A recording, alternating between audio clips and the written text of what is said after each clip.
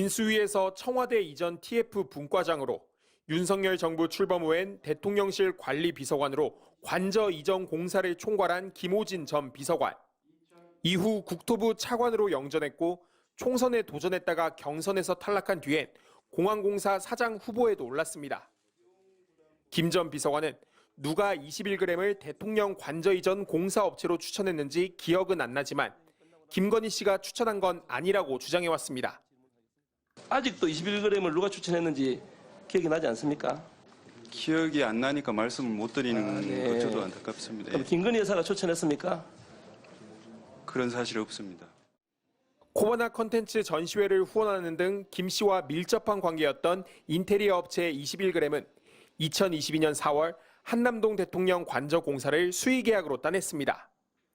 21g이 계약도 하기 전에 공사에 착수했고 종합건설업 면허도 없이 불법 하도급 공사를 진행하는 등 여러 문제가 드러났지만 지난해 감사원은 실무 책임자인 김 전 비서관의 인사자료를 인사혁신처에 넘기라고 요구하는 수준에서 감사를 마무리했습니다. 이렇게 관저 이전 특혜 의혹의 핵심 인물이었던 김 전 비서관이 결국 특검 수사로 구속 갈림길에 놓였습니다. 21g의 불법 특혜 준 혐의 인정하십니까? 업체 선정에 김건희 여사가 개입 없었다고 말씀하셨는데 입장 그대로신가요? 김건희 국정농단 특검이 관저 이전과 관련해 구속영장을 청구한 건 처음인데 김 전 비서관에겐 사기와 건설산업기본법 위반 혐의 등이 적용됐습니다. 21g이 아닌 면허가 있는 업체가 공사를 하는 것처럼 조달청을 속여가며 관저 공사를 진행해 나라에 수십억 원의 손해를 끼쳤다는 겁니다. 수사 과정에서 김건희 씨가 21g 측으로부터 디올 제품을 받은 정황이 드러나는 등 21g이 공사를 맡는데 김 씨가 개입했다는 의혹은 더욱 깊어진 상태입니다. 김 전 비서관과 함께 공사를 담당했던 황모 전 행정관도 오늘 구속영장 실질 심사를 받았는데 두 사람에 대한 영장 발부 여부는 이르면 오늘 밤 결정될 것으로 보입니다. MBC 뉴스 김지세입니다. 김호진 전 대통령실 관리비서관. 관저 이전과 관련해 인수위 TF 시절부터 실무를 총괄한 총책임자입니다. 관저 공사를 총지휘하기엔 자격이 부족했던 실내 인테리어 업체 21g을 선택한 것도 김 전 비서관이라고 보고서는 밝혔습니다. 사전에 업체를 지정해 준 사람이 누굽니까? 그 업체 선정 과정은 경호처에서 은밀하게 김 전 비서관은 선정 경위와 관련해 21g을 추천한 분들이 현 정부와 밀접한 분들이어서 그분들에 대한 신뢰를 바탕으로 판단했다고 말했습니다.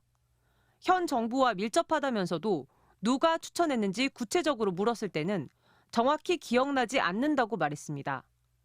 김건희 여사와 코바나 컨텐츠 때부터 인연이 있는 업체였던 만큼 이 대목에서 여전히 의문이 남아있는 겁니다. 어떤 의혹이 해소된 것입니까? 그 내부 추천은 누구로부터 이루어졌습니까? 전혀 알 수가 없습니다. 감사원 관계자들은 김건희 여사는 조사 과정에서 언급된 적이 없다. 심증만 갖고 물어볼 수는 없는 것 아니냐면서 대통령실을 상대로 따로 질의를 하지는 않았다고 밝혔습니다. 그런데 보고서에 상세히 드러난 김 전 비서관의 업무 수행 과정은 총괄 관리자의 모습으로 보기가 어렵습니다.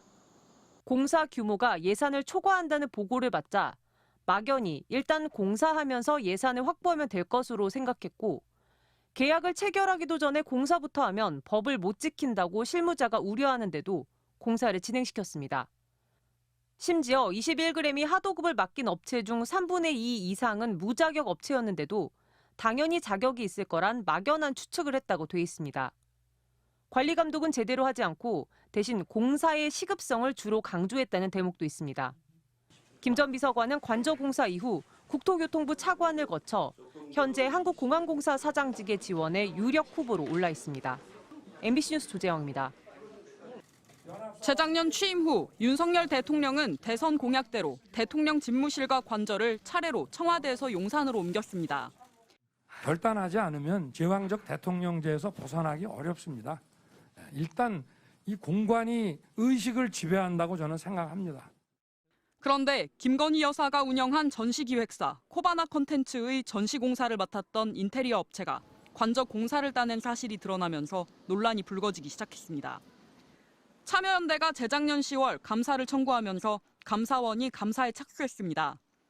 감사 기간을 7차례나 연장해온 감사원이 1년 8개월 만에 대통령실의 기관 주의를 의결한 것으로 알려졌습니다. 특히 집무실과 관저 이전 작업을 실무적으로 책임졌던 김호진 전 대통령실 관리비서관에 대해서는 법 위반 행위를 확인하고 인사혁신처에 자료를 통보하기로 했습니다.